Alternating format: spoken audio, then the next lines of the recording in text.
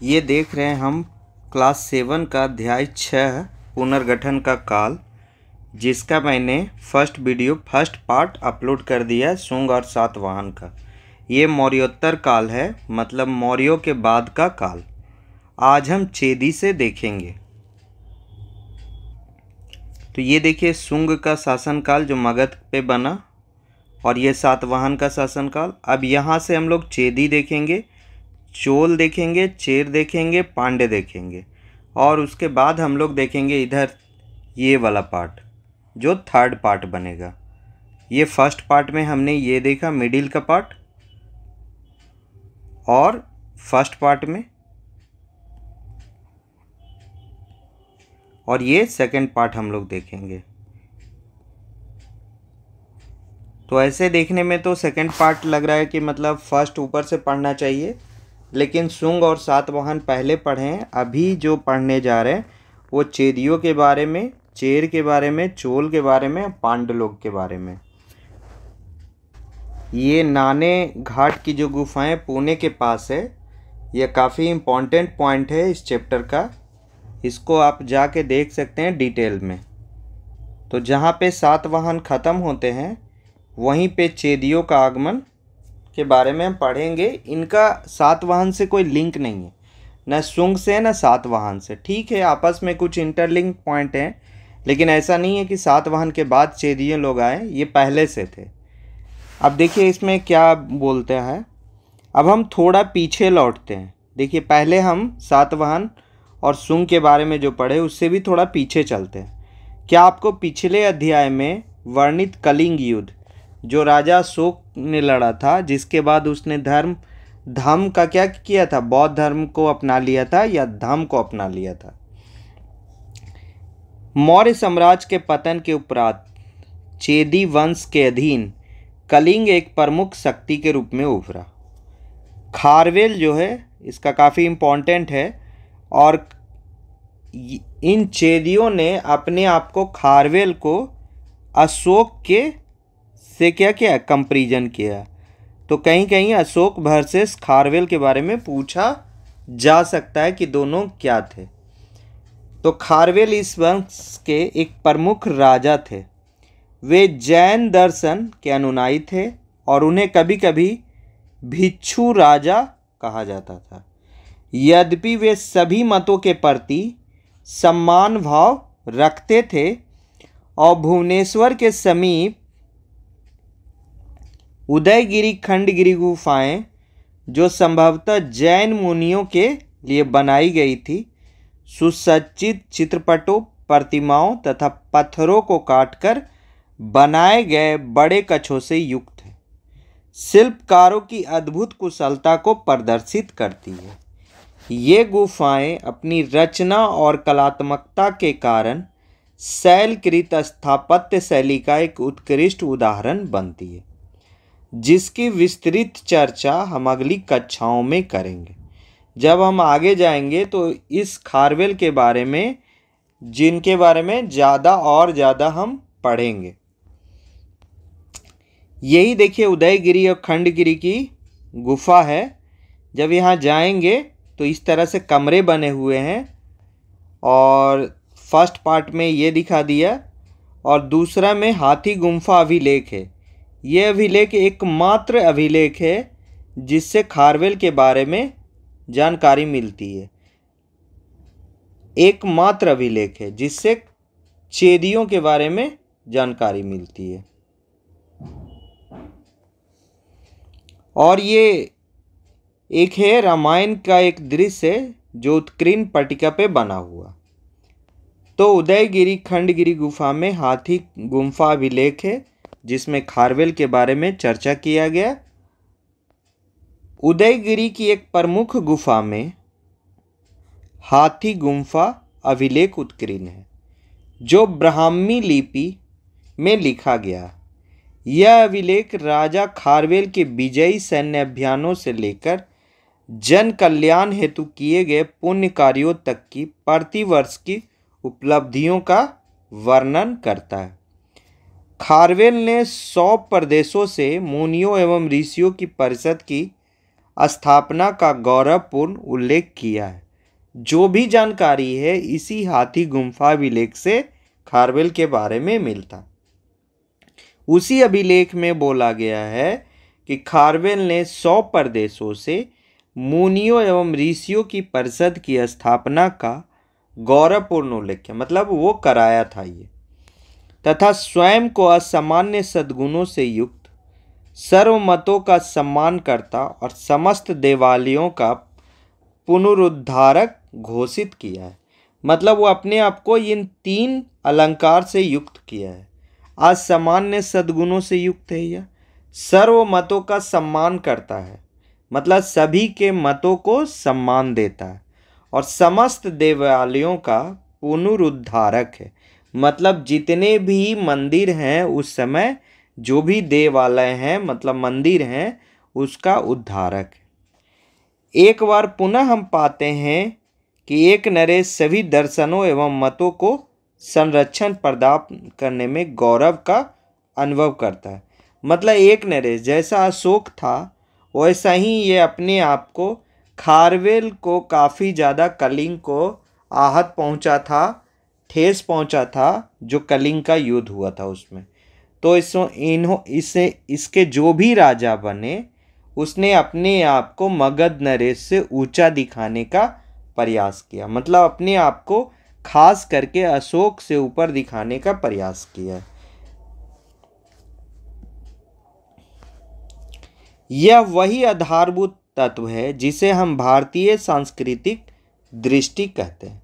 मतलब भारतीय सांस्कृतिक दृष्टि क्या है कि सभी दर्शनों एवं मतों को संरक्षण प्रदान करना। मतलब जितने भी हमारे यहाँ रिलीजन, कल्चर, संस्कृति जो भी कहें, दर्शन, मत जो भी है, उसको क्या है, सम्मान भाव से देखना ही भारतीय सांस्कृतिक दृष्टि है। लगभग 2 सहस्त्राब्दी पूर्व के इन शैलकृत कच्छों की समरूपता पे ध्यान दीजिए। शिल्पकारों को केवल छेनी और हथौड़ी से यह अद्भुत दक्षता कैसे प्राप्त हुई होगी।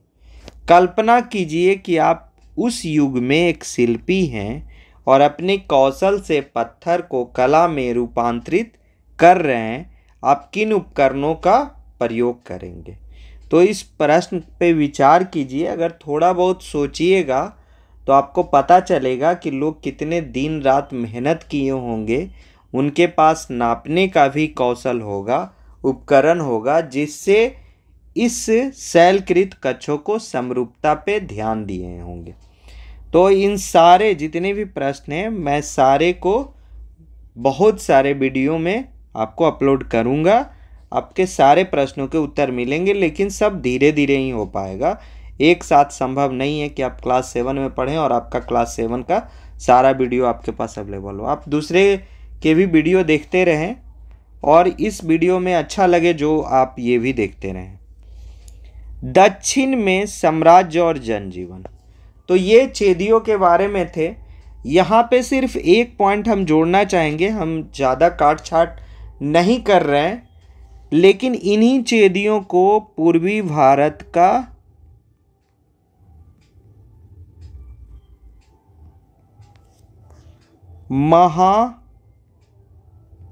महामेघवाहन कहा जाता है। तो किसी भी एग्जाम में अगर पूछे कि मतलब चेदी के जगह पे अगर महामेघवाहन ऑप्शन में हो तो दोनों क्या है, सेम है।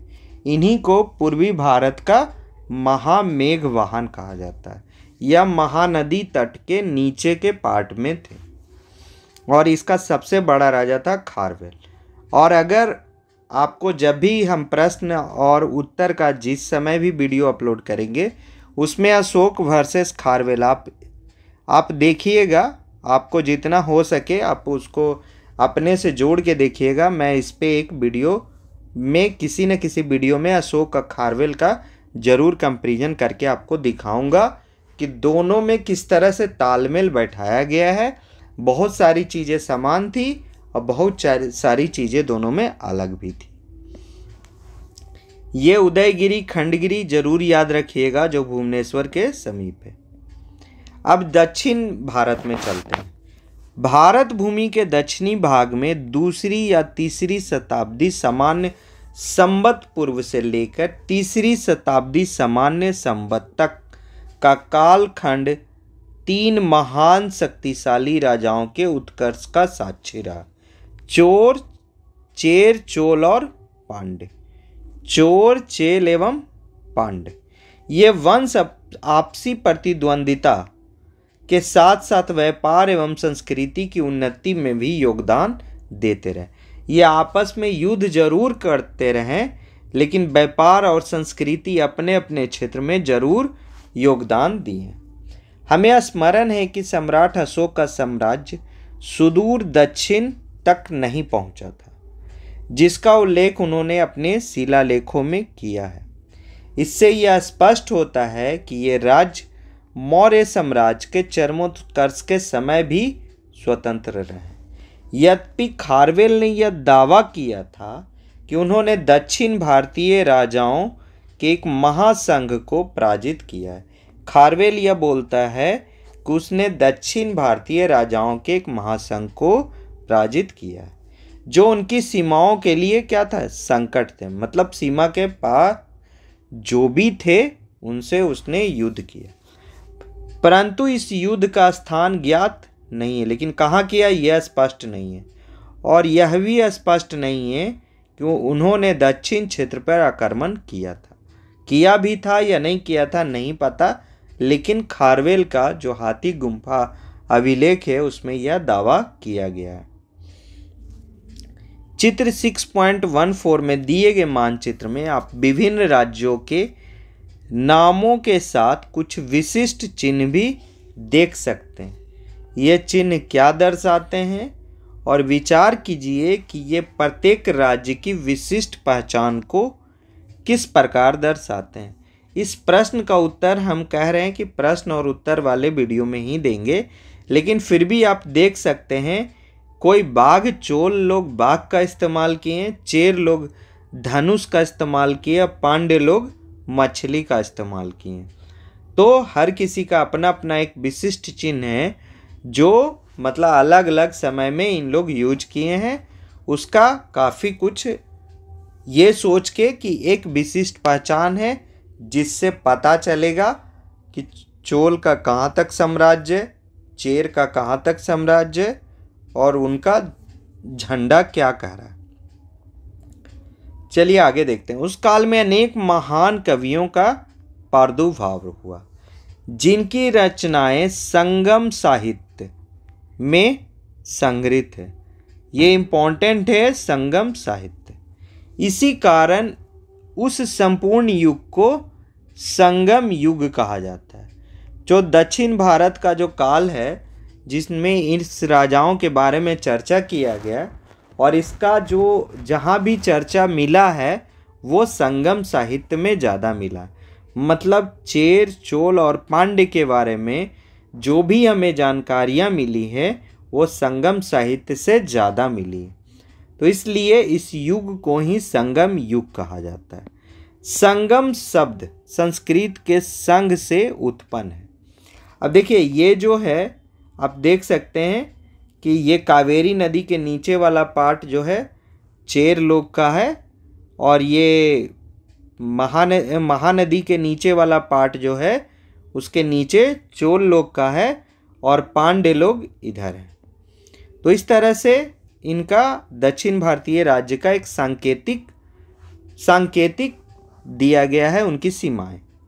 और ये याद रखिएगा कि ये उनका क्या है, उनका विशिष्ट पहचान है, जिसका अर्थ होता है समिति या एकत्र होना। संघ से बना है।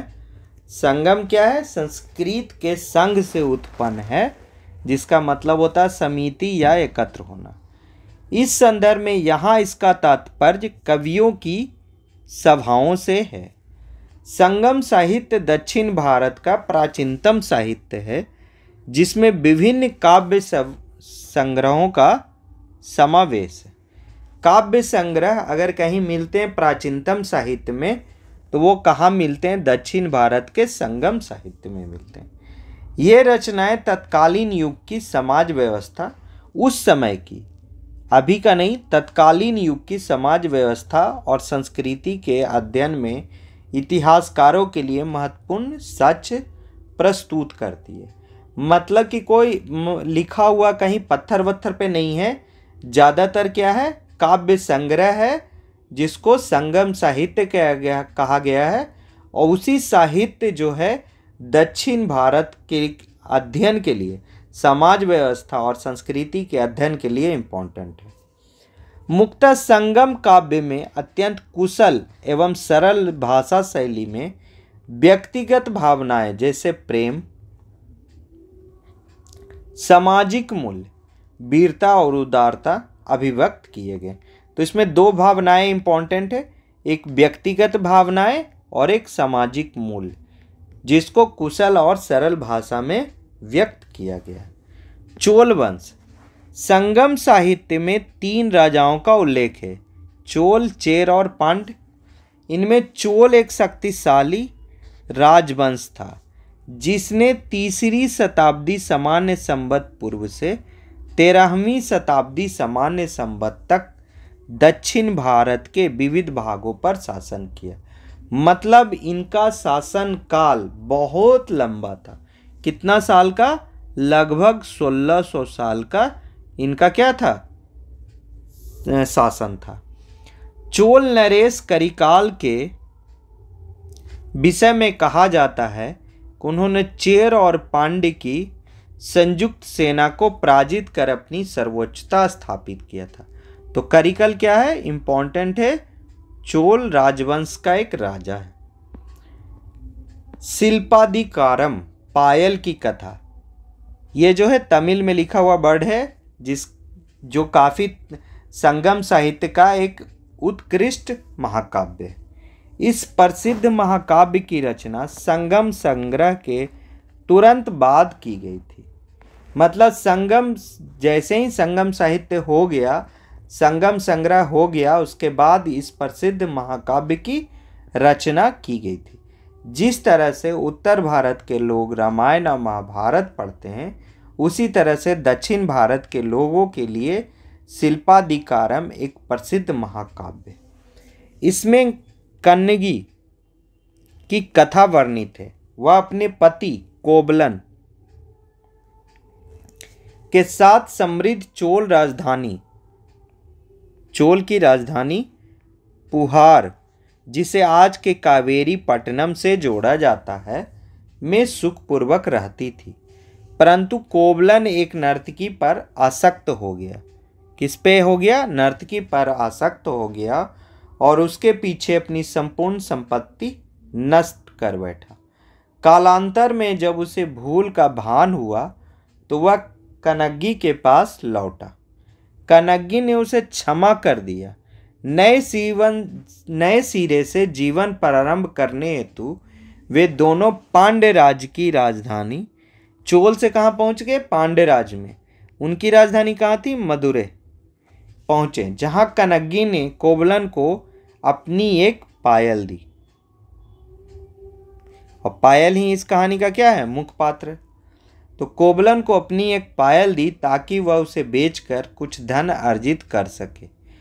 परंतु दुर्भाग्यवश कोबलन पे चोरी का झूठा आरोप लगा और पांड्य नरेश ने उसे मृत्यु दंड दे दिया।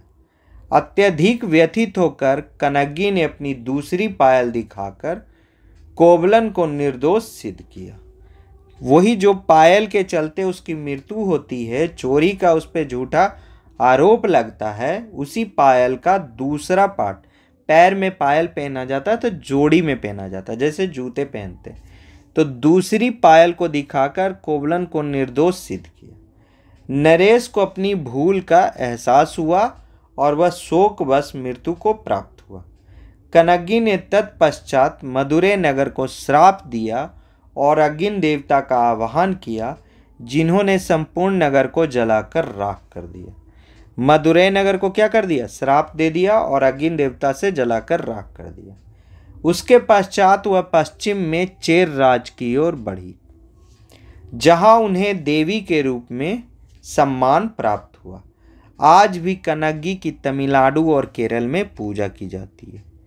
तमिलनाडु और केरल में पूजा की जाती है।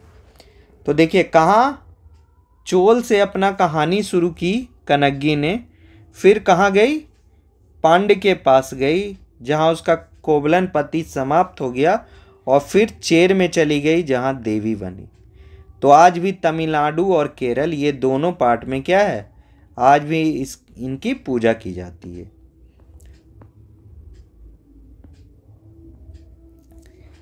शिल्पादिकरम की सरस एवं मार्मिक कविता न्याय के सिद्धांत। शिल्पादिकरम में क्या है, कविता है, ये सारा कहानी जो है कविता है। न्याय के सिद्धांत तथा राजधर्म की महत्ता को उद्घाटित करती है। यह महाकाव्य हमें उन समृद्ध व्यापारिक नगरों के माध्यम से 3 राजवंशों की यात्रा कराता है, साथ ही विविध दर्शनों की झलक भी प्रस्तुत करता है।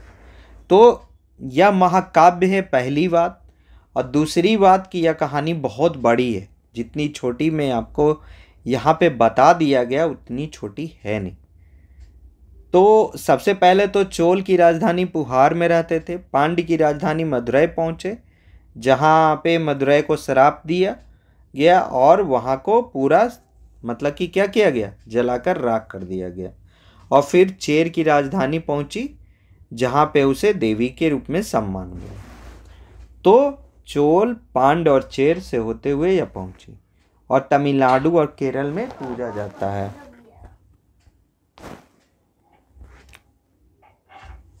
अब चलिए देखते हैं आगे। यह एक राजा की मूर्ति है जो तमिलनाडु के ग्रैंड एनिकट स्मृति उद्यान में राजा किसका है, करिकाल का, करिकाल की प्रतिमा है। और करिकाल क्या था, करिकाल जो था चोल नरेश था। क्या था, चोल नरेश था। और इसने चेर और पांड्य की संयुक्त सेना को क्या किया था, खत्म किया था, समाप्त किया था। तो ये क्या है, चोल नरेश है।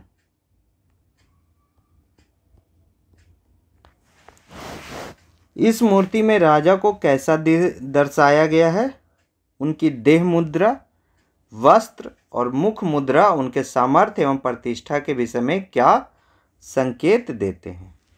तो जैसे राजा जो है तन के बैठा हुआ है, इसका जो मतलब मुख मुद्रा है वो भी काफ़ी क्या है, मतलब एक तरह से देख सकते हैं आप इसमें, इसका जो वस्त्र है, जो इसका शरीर है, जो सब कुछ राजा के औचित्य से मैच करता है। सारे प्रश्न को मैं देखूंगा, ये मैं बार बार बोल रहा हूँ। राजा करिकाल ने जनहित के लिए अनेक परियोजनाएं प्रारंभ की। उन परियोजनाओं में सबसे प्रसिद्ध है कलनई या ग्रैंड एनिकट। यह एक संश्लिष्ट जल वितरण प्रणाली। यह कावेरी नदी के श्रीरंग द्वीप से नीचे की ओर भौगोलिक दृष्टि से अत्यंत महत्वपूर्ण स्थान पर है। यह जो है ग्रैंड एनिकट जिसको कह सकते हैं, यह एक संश्लिष्ट जल वितरण प्रणाली है। तो जल वितरण प्रणाली सीधे पूछ देगा तो आपको नहीं आएगा अगर आप इसको नहीं पढ़े हैं तो। इसके द्वारा कावेरी नदी के जल को केंद्रीय एवं दक्षिण कावेरी डेल्टा क्षेत्रों की ओर मोड़ा गया, जिससे अधिकाधिक भूमि कृषि योग्य बन सकी। इस कारण यह क्षेत्र दक्षिण का अन्न भंडार कहलाया। क्या कहलाया, दक्षिण का, कावेरी का डेल्टा को क्या कहते हैं, दक्षिण का अन्न भंडार। समय के साथ कई बार इसका जीर्णोद्धार होता रहा और यह आज भी प्रयोग में है। यह प्रणाली तमिलनाडु के लाखों लोगों की सिंचाई के लिए जल उपलब्ध कराकर कृषि को सुदृढ़ करती है। तो अगर इस फिगर को ज़्यादा बड़ा करके देखेंगे तो ये सब क्या है, ये सब जल का जाने के लिए पुल है और इसको यहाँ से 2 पार्ट में बांटा गया है। ये कोई बगीचा या उद्यान नहीं है और इस तरह से आप देख सकते हैं कि जितना ज़्यादा पानी होगा उतना बटेगा अलग अलग जगहों पे। यही कलानई या ग्रैंड एनीकट। उसी के एक उद्यान बगीचा में राजा करिकाल का मूर्ति बनाया गया, हाथी पे बैठा हुआ राजसी ठाट बाट में। तो हमने चोल के बारे में पढ़ा। अब चेर के बारे में। चेर राजवंश, चेरों को केरल पुत्र भी कहा जाता था। उन्होंने तमिलनाडु और केरल के पश्चिमी भागों पर शासन किया। उनकी राजधानी कहाँ थी? वंजी थी। चेरों की राजधानी, ऊपर चेरों की राजधानी नहीं दिया गया। चोल का पुहार है, पांड्य का मदुरै था जिसको जला दी कनग्गी ने। लेकिन चेर में जहाँ जाके उनको देवी माना गया उसकी राजधानी वहाँ पे नहीं दिया गया, यहाँ पे दिया गया। उनकी राजधानी कहाँ थी? वंजी थी, जो वर्तमान तमिलनाडु का करूर नगर है। उन्होंने इस क्षेत्र की सांस्कृतिक और आर्थिक उन्नति में महत्वपूर्ण भूमिका निभाई। तमिल साहित्य के विकास को प्रोत्साहन दिया तथा संगम कवियों को आश्रय प्रदान किया। चेर शासक रोमन साम्राज्य और पश्चिम एशिया के साथ अपने विस्तृत व्यापारिक संबंधों के लिए प्रसिद्ध थे। यही वो संबंध थे जो पुर्तगालियों को और अंग्रेजों को आने के लिए लालित किया। यहाँ से भारत के मसाले, लकड़ी, हाथी दांत और मोती जैसी विभिन्न वस्तुओं का निर्यात करते थे, जिससे यह क्षेत्र वैश्विक व्यापार का केंद्र बन गया। तो इम्पोर्टेंट है ये मसाले, लकड़ी, हाथी दांत और मोती। क्या आपने कभी सोचा है कि इतिहासकार कई शताब्दियों पहले सुदूर स्थित दो राज्यों के बीच व्यापारिक संबंधों का पता लगाते हैं? आइए इस पर विचार विमर्श करें, यह जानकारी कैसे प्राप्त की जाती होगी।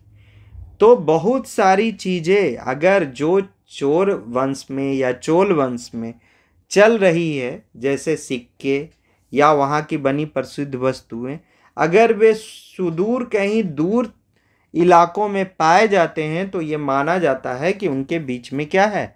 एक व्यापारिक संबंध होगा। चेर राजाओं ने अपने शासनकाल में अनेक सिक्के निर्गत किए। क्या आप यहाँ दिए गए किसी एक सिक्के पे चेर राजवंश का राज चिन्ह देख पा रहे हैं? तो चेर राजवंश का राज चिन्ह क्या था? धनुष। तो अगर आप ध्यान देंगे तो इस पे आपको क्या दिखेगा? धनुष का चिन्ह दिखेगा। तो धनुष और तीर का। तो ये है चेर राजाओं के सिक्के जिस पे ये चिन्ह दिख रहा। इस पे हाथी है और मोर भी दिख रहा। पांड्य वंश तमिलनाडु तथा उसके आसपास के क्षेत्रों पे पांड्य नरेशों का शासन कई शताब्दियों सामान्य संवत पूर्व से चला आ रहा था। यही पांड्य वंश की राजधानी मदुरै में क्या की थी? कनग्गी ने अग्नि देवता से पूरा जलाकर राख कर दिया था। इनकी राजधानी वर्तमान मदुरै थी। विभिन्न पांड्य नरेशों ने राज्य का विस्तार किया। ग्रीक लेखक मेगास्थनीज जो मौर्य साम्राज्य का था, मतलब बाहर से आया था, सिकंदर का क्या था? एक तरह से क्षत्रप था या कह सकते हैं दार्शनिक था, जिसको बुलाया गया था यहाँ, जिसकी रचना इंडिका में इस राज्य का उल्लेख एक समृद्ध एवं सुशासित राज्य के रूप में किया गया, जो आंतरिक व्यापार के साथ साथ यहाँ क्या था? आंतरिक व्यापार तो हो ही रहा था, ग्रीस एवं रोम जैसी दूरस्थ शक्तियों से भी व्यापार में संलग्न था। क्या था? ग्रीस और रोम से भी आंतरिक व्यापार भी होता था और ग्रीस और रोम से भी क्या करता था? व्यापार करता था। उदाहरण के लिए खारवेल ने उल्लेख किया है कि उन्हें पांड्य राज्यों से सैकड़ों मोती प्राप्त हुए। पांड्य वंश भारतीय उपमहाद्वीप की एक महत्वपूर्ण नौसैनिक शक्ति भी थी। मतलब इन पांड्यों के पास क्या था? एक नौसैनिक शक्ति भी था। उत्तरवर्ती पांड्य नरेशों ने कला, वास्तुकला और समग्र क्षेत्र की समृद्धि में विशेष योगदान दिया। पांड्य राज्य मोतियों के लिए प्रसिद्ध था। आपके विचार में मोती उस समय व्यापार की दृष्टि से क्यों महत्वपूर्ण था? तो मोती क्या था? समृद्धि का प्रतीक था। लोग गले के हार में उसको बनाते थे और महंगा भी था, तो वो किसी राजा के वैभव को दर्शाता था, इसलिए भी जरूरी था। बाकी हम सारे प्रश्नों को अलग प्रश्न के वीडियो लेक्चर में डिटेल में हम बताएंगे। पांड्य नरेशों ने अनेक अभिलेखों में यह उल्लेख किया कि वे प्रजा के कल्याण के प्रति अत्यंत सजग थे। उन्होंने समस्त दर्शन परंपराओं और आस्थाओं को संरक्षण एवं प्रोत्साहन प्रदान किया। तो मतलब ये भी भारतीय सांस्कृतिक दृष्टि से क्या था? पांड्य भी सही जगह था। तो पांड्य नरेश के भी अनेक अभिलेख मिले हैं जिसमें प्रजा के कल्याण और समस्त दर्शन परंपराओं और आस्थाओं को संरक्षण एवं प्रोत्साहन प्रदान किया गया था। तो हमने आज जो पढ़ा उसका एक बार रिवीजन कर ले तो हम देखेंगे कि क्या क्या हमने आज पढ़ा। तो आज हमने चेदियों का आगमन पढ़ा, जिसे पूर्वी भारत का महामेघ वाहन भी कहते हैं। यहीं पे खारवेल एक राजा हुआ जिसके बारे में ज़्यादातर जानकारी एकमात्र हाथी गुम्फा अभिलेख से मिलता है। यहाँ पे यह जैन मुनि के लिए भी जैन दर्शन का अनुयायी था। इसे भिक्षु राजा कहा जाता था। ठीक है, इसे भिक्षु राजा कहा जाता था। उदयगिरी और खंडगिरी की गुफाएं इंपॉर्टेंट था।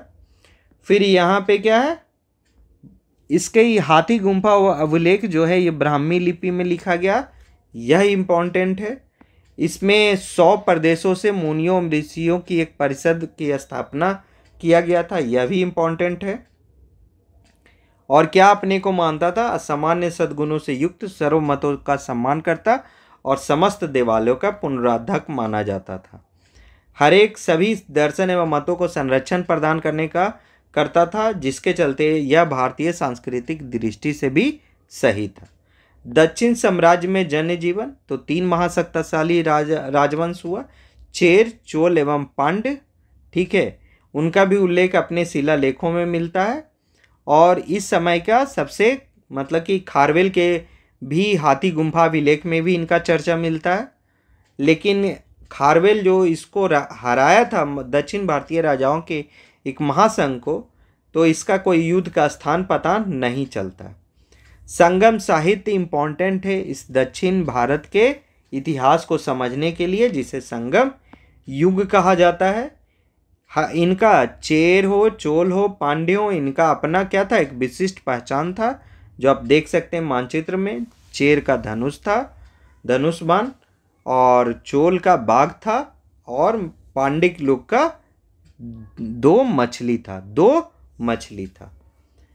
तो फिर इस तरह से हम देख सकते हैं कि उसमें क्या था? समिति होता था, कवियों का सभा होता था, और संगम साहित्य बना था, जिसमें सामाजिक मूल्य का अभिव्यक्ति भी मिला है और व्यक्तिगत भावनाओं का भी मिला है। चोल वंश के बारे में अगर देखें तो ये जो 3 राजा थे चोल वंश, चोल का सबसे महान शासक महान नरेश हुआ करिकाल, जो चेर और पांड्य की संयुक्त सेना को पराजित किया। चोल लोग का राजधानी पुहार में था, जो आज का कावेरी पट्टनम है। वहीं पे एक नर्तकी थी जिसका नाम था कनग्गी, और उसके पति का नाम था कोबलन। और वह क्या करती है? मतलब कि जो कोबलन होता है या किसी नर्तकी के पीछे पड़ जाता है। कनग्गी का पति था कोबलन, जो कोबलन नर्तकी के पीछे आसक्त हो जाता है, और फिर जब उसको भूल का एहसास होता है तो कनग्गी के पास वह लौट के आता है। लेकिन वो लोग वहाँ से छोड़ देते हैं चोल को और चले जाते हैं पांड्य की राज्य की राजधानी मदुरै में, जहाँ पे कोबलन पे क्या होता है? मतलब कि चोरी का इल्ज़ाम लगता है पायल का।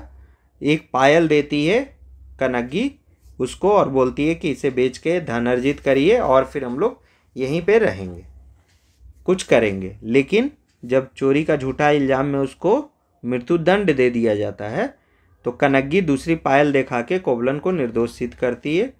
नरेश को अपने भूल का एहसास होता है और शोकवश वह मृत्यु को प्राप्त होता है।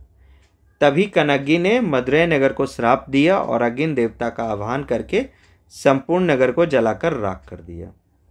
अब वह चेर राज्य की तरफ बढ़ती है, जहाँ देवी के रूप में सम्मान प्राप्त होता है और आज भी कनग्गी की तमिलनाडु और केरल में पूजा की जाती है। यह कहानी है शिल्पादिकरम का, जिसका अर्थ होता है पायल की कथा। सरस और मार्मिक कविता, न्याय के सिद्धांत और राज्य धर्म की महत्ता भी इसमें दिया गया। जिस तरह से रामायण भी एक कहानी है, लेकिन उसमें और भी बहुत चीज़ें दिया गया। इसमें 3 राजवंशों का भी यात्रा होता है और विविध दर्शन का झलक होता है। यह तमिलनाडु के ग्रैंड एनिकट स्मृति उद्यान में राजा करिकल का एक प्रतिमा है और यह प्रतिमा उसके मतलब कि सामर्थ्य और प्रतिष्ठा को व्यक्त करता है। यह जो है अनेक जनहित योजनाएं करता है राजा करिकल, जो कलनई या ग्रैंड एनिकट है। परियोजना का नाम है कलनई या ग्रैंड एनिकट, जिसको कहते हैं एक संश्लिष्ट जल वितरण प्रणाली। और यह किस नदी के किनारे, तो किस नदी का पानी का यूज करता है, तो कावेरी नदी का। और किसके लिए, तो श्रीरंगम द्वीप के लिए, जिससे दक्षिण कावेरी डेल्टा क्षेत्र को मोड़ा गया है और उसे कृषि योग्य भूमि बनाया गया, इसलिए वह दक्षिण का अन्न भंडार बन जाता है। आज भी यह तमिलनाडु के लाखों लोगों की सिंचाई के लिए उपलब्ध करा रहा है। चेर जो है वो उसको केरल पुत्र कहते हैं। उनके राजधानी वंजी है, जो इम्पोर्टेंट है, और जो आज का करूर नगर है। और संगम कवियों का यहाँ भी आश्रय प्रदान किया गया था। तमिल साहित्य के विकास में ये भी प्रोत्साहन दिए। और यहाँ से क्या व्यापार होता था, मसाले, लकड़ी, हाथी दांत और मोती का। और उनके सिक्के भी बहुत सारे थे, ये सिक्के देख सकते हैं जिस पे धनुष है। पांड्य वंश के बारे में भी दिया गया है, जिनकी राजधानी मदुरई थी। मेगस्थनीज ने भी इसका चर्चा किया है ये अपनी इंडिका में, कि एक समृद्ध और सुशासित राज्य था और यह आंतरिक व्यापार भी होता था और ग्रीस और रोम से भी व्यापार करते थे। खारवेल ने भी उल्लेख किया कि पांड्य राज से सैकड़ों मोती प्राप्त हुए। पांड्य वंश भारतीय उपमहाद्वीप की एक महत्वपूर्ण नौसैनिक शक्ति भी था, ठीक है। और उत्तरवर्ती पांड्य नरेशों ने कला, वास्तुकला और समग्र क्षेत्र की समृद्धि में विशेष योगदान दिया। अनेक अभिलेख थे जिसमें प्रजा के कल्याण के प्रति अत्यंत सजग और दर्शन, परंपरा, आस्था, इस सब को प्रोत्साहन दिया गया। अगले वीडियो में हम इंडो ग्रीक आक्रमण से लेके कुषाण तक को और इस चैप्टर को पूरा समाप्त करेंगे। तो आज के लिए इतना ही काफ़ी है।